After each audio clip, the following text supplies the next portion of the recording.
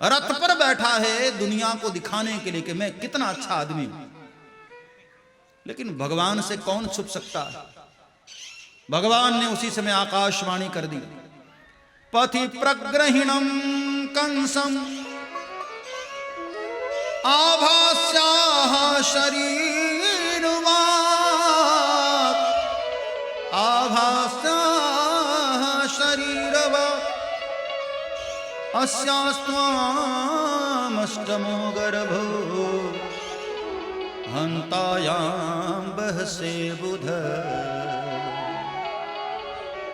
अरे दुष्ट कंस, जिस बहन को इतने प्यार से तू लेकर जा रहा है ना, इसी की 8वीं संतान तेरी मौत होगी।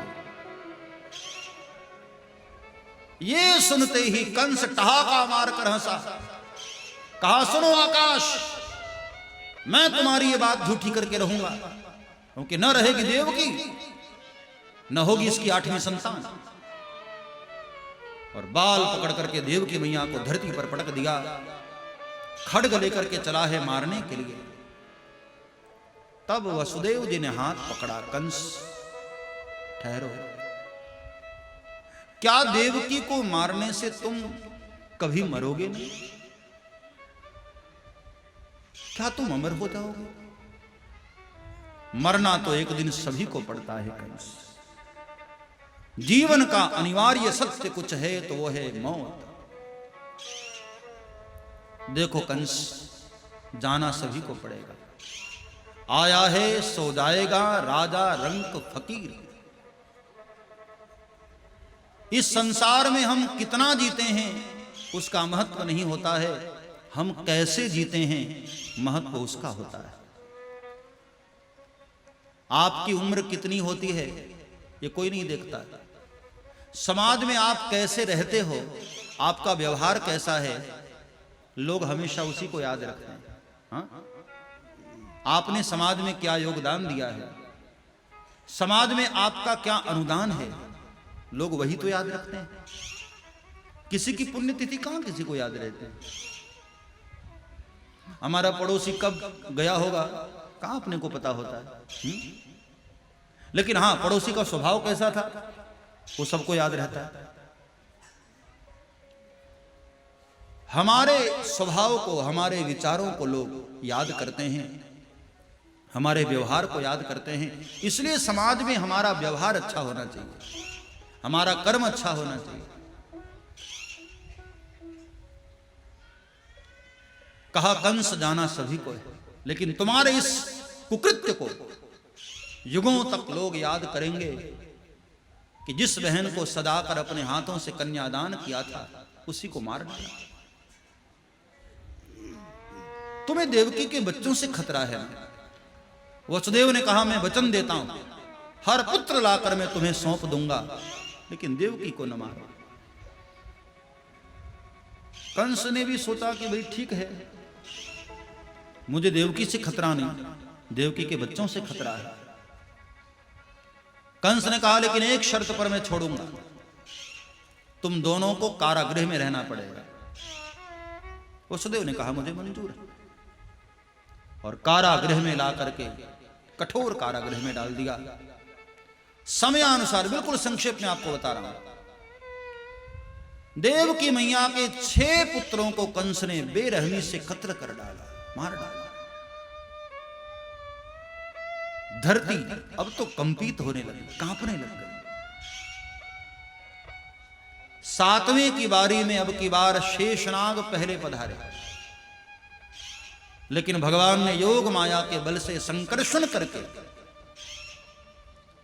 वसुदेव महाराज की पहली पत्नी के गर्भ में उनको भेज दिया। और अब बारी आई 8वें की। अब भगवान स्वयं देव की मैया के गर्भ में आकर विराजमान हो गए।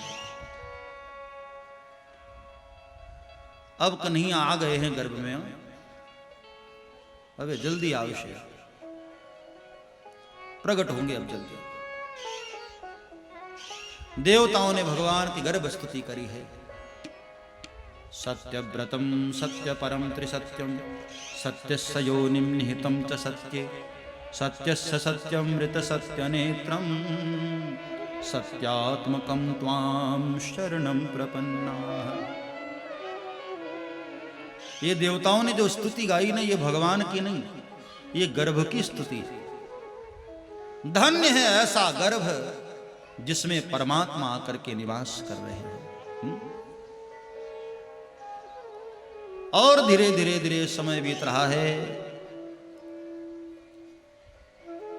आषाढ़ का महीना करीब आया, वर्षा ऋतु। आकाश में बादल लगे, गर्जना करने लगे मेघ, मूसलाधार बारिश शुरू हुई और पूरी धरती पर नदी नाले कीचड़ युक्त हुए। कहीं कहीं मेढक बोल रहे हैं, रंग बिरंगी कीड़े दिखाई दे रहे हैं। वर्षा ऋतु आया। आषाढ़ उतारम मेघ मलारम बनी बहारम जलधारा।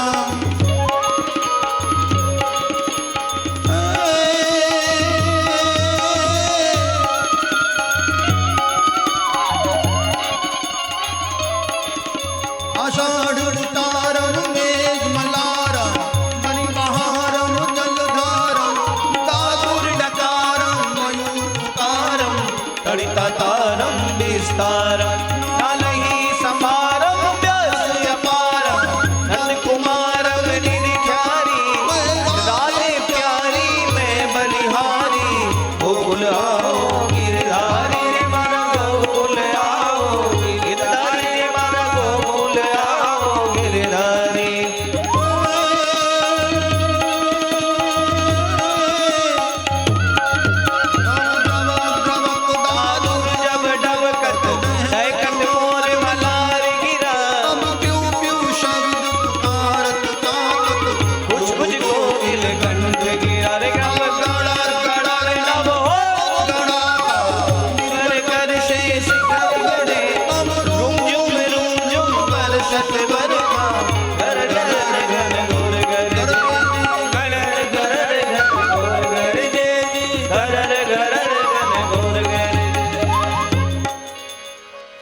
और धीरे धीरे अब आषाढ़ का महीना भी गया।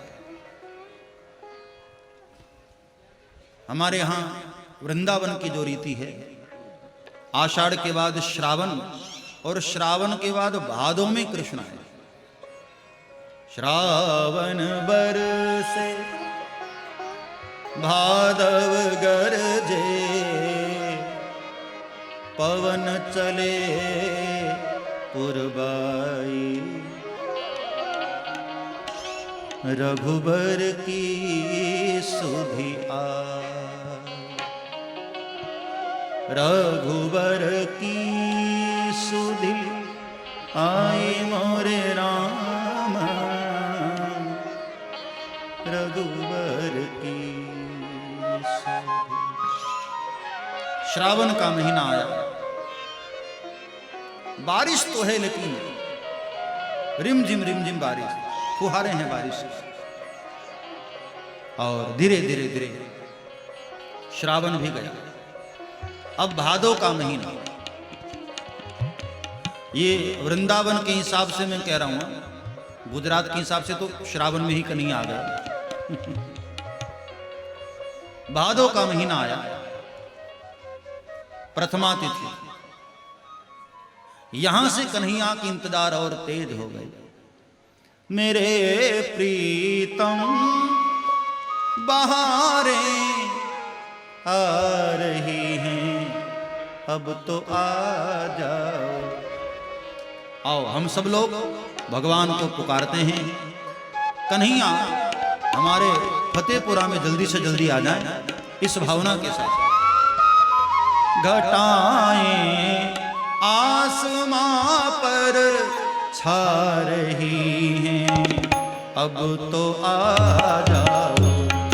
घटाएं आसमां पर छा रही हैं, अब तो आ जाओ। मेरे प्रीतम बहारें आ रही हैं, अब तो आ जाओ। मेरे प्रीतम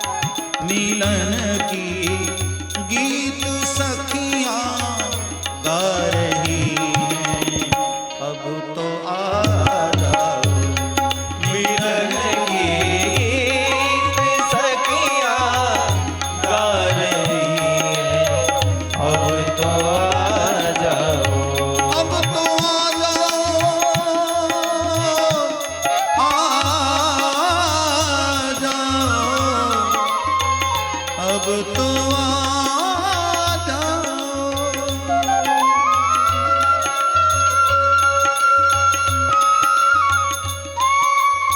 इंतजार करते करते भादव का महीना और द्वितीया तिथि, तृतीया, चतुर्थी, पंचमी, षष्ठी, सप्तमी और अब आ गई अष्टमी। अष्टमी तो आ गई लेकिन कन्हैया नहीं आई।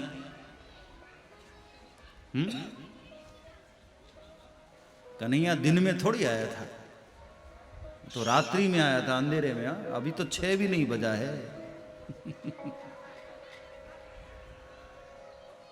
इंतजार करते करते करते शाम हो गई, सूर्य अस्ताचल की ओर चले। जाते जाते सूरज ने मथुरा वासियों से कह दिया कि अब मैं तो जा रहा हूं, तुम्हारा सूरज अब पीछे से उदित होगा। और रात्रि ठीक 12 बजा। 12 बजते ही अचानक जेल में प्रकाश का पुंज हुआ। बोलिए चतुर्भुज नारायण भगवान की जय। 4 भुजा में परमात्मा का प्रागट्य हुआ। चतुर्भुजम शंख गदा युधायुधम। देव की मैया तो भगवान को एकटक देखती रह गई। बड़ी प्यारी स्तुति गाई, लेकिन फिर भगवान को मैया ने कहा कि प्रभु, आपने तो वादा किया था पुत्र बनकर आएंगे, ये इतने बड़े होकर आप आए हैं, कोई कैसे कहेगा कि आप मेरे पुत्र हैं? भगवान ने कहा मैया, यदि मैं छोटा हो गया ना तो मेरी रक्षा तुम लोगों को करनी पड़ेगी। वसुदेव ने कहा लेकिन पुत्र हम कैसे कर पाएंगे, हमारे तो हाथ पैर बंधे। तो भगवान ने ही उपाय बताया कि बाबा, मुझे स्पर्श करते ही आपके सारे बंधन टूट जाएंगे। मैं छोटा तो हो जाता हूं, लेकिन मुझे यहां रखना मत। नंद बाबा के घर पर मुझे पहुंचा दो और वहां से कन्या लाकर के कंस को दे देना। जो आज्ञा प्रभु। और भगवान बालक बने। बोलिए बाल कृष्ण लाल की जय। और टोपले में रखा। जैसे ही वसुदेव जी ने स्पर्श किया, हाथ की हथकड़ियां टूट गईं, पांव के बंधन टूट गए और वसुदेव जी गोद में सिर पर लेकर के भगवान को चले हैं। सारे सैनिक सो चुके हैं, सारे द्वार अपने आप खुलते जा रहे हैं, सारे ताले टूटते जा रहे हैं। लेकर जल्दी से जेल के बाहर चले गए। और जैसे ही बाहर गए, हल्की हल्की बारिश की फुहारें होने लगी। मंदम मंदम जलधर। शेषनाग ने सोचा कि अभी इतना उत्सव मनाया जाना है और लगता है बाबा कन्हैया को बीमार करके मानेंगे। तो शेषनाग ने अपनी विशालकाय फणे से छत्र बना लिया और पीछे पीछे चलने लग गए। जैसे ही जमुना जी में प्रवेश किया, जमुना भी बड़ी प्रसन्न हुई कि आहा, मेरे प्राण प्रियतम जा रहे हैं छोटे बनकर, मैं भी दर्शन करूंगा। देखो तो सही कि छोटे में मेरे पति देवता कैसे लगते हैं। तो जमुना ऊपर आने लग गई। कन्हैया ने सोचा कि जमुना भी बावरी हो गई है, इसको पता नहीं कि पति का दर्शन तब होगा जब ससुर जी पूरे डूब जाएंगे। इसलिए भगवान ने अपना चरण नीचे कर दिया। यमुना ने चरण स्पर्श कर लिया और नीचे आ गई, मार्ग दे दिया। वसुदेव महाराज नंद बाबा के मुख्य द्वार पर पहुंचते हैं गोकुल में, और सीधे नंदरानी जी के महल में वहां अपने लाला को मैया के बगल में सुला दिया। लाली को लेकर के वसुदेव महाराज आए हैं और जैसे ही कंस के कानों में ये सूचना गई कि 8वीं संतान आ गई, और आधी रात को ही कंस हाथ में खड्ग लेकर के आया।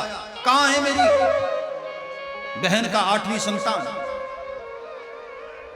देव की मैया ने कहा भैया ये तो अबला है, क्या मारेगी तुझे? कंस ने कहा कि अबला कब सबला हो जाए कोई भरोसा नहीं है।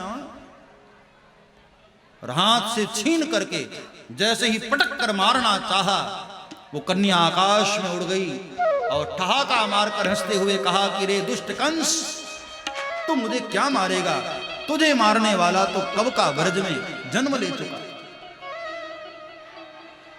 कंस ने कहा कि देवी जी कहां जन्मा वो तो बता दो। बोलो चिंता न कर, वो तुझे खोजता खोजता तेरे घर खुद ही आ जाएगा। शांति से प्रभु को आने दिया जाए।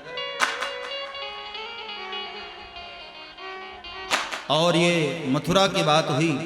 अब चलते हैं वृंदावन, गोकुल, जहां लाला का उत्सव मनाया जाना है। आज नंद जी की छोटी बहन सुनंदा, ये नंदरानी जी के गर्भावस्था का समाचार सुनते ही 6 महीने पहले पहुंच गई थी। जैसे ही सुना कि लाला होने वाला है, 6 महीने पहले से पहुंची हुई थी। और यहां आज सुबह सुबह नंदरानी जी के महल में गई। जैसे ही जाकर देखा कि एक लाला सोया हुआ है, आहा, फिर तो बेलन से थाली बजाती हुई भागी, भैया बधाई हो।